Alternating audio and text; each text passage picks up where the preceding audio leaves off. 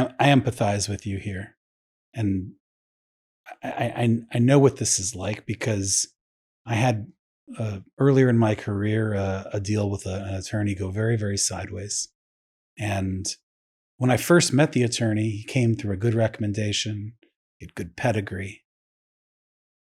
But the first time I was ever in his office, he was dealing with a fallout from a previous client that he had had. In fact, someone had to step out of the meeting to go deal with this other rogue client of his.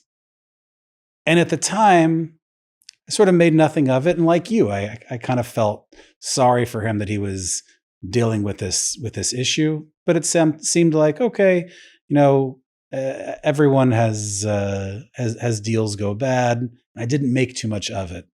Only years later, when I found myself on the other end, where now I was the very upset client, and I'd heard many other stories, did I realize that I should have listened to those voices early on. But when I first heard it, it kind of only made sense in retrospect.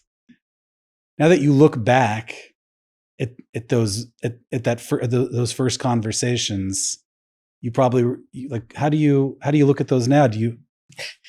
In retrospect, it all makes sense. I should not have done this, and I should have seen the red flags. But as Job said, you can only connect the dots looking backward, not forward, and hope they make sense.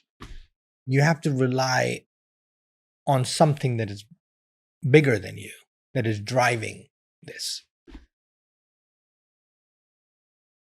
After being on the receiving end of this whole thing for maybe almost 2 years now, of being called a fake spy, being called a con man, on and on,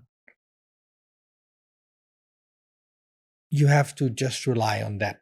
You realize there's a pattern here. There's a pattern.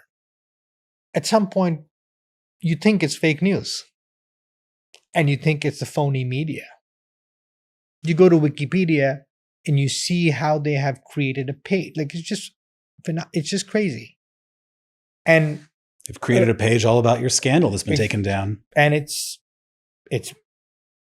was up. It was up, it was down, it was up. It's just crazy.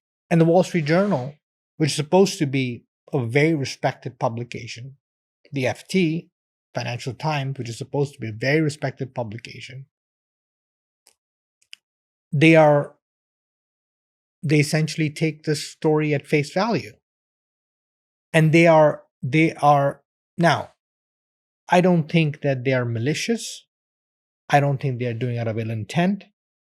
But the universe is created where you have smaller blog posts, and then you have confirmation, and then you have their sources, like he pays a lobbyist who becomes an insider, and then you pay another guy, and then you create your own universe of confirmation, and then they write the story.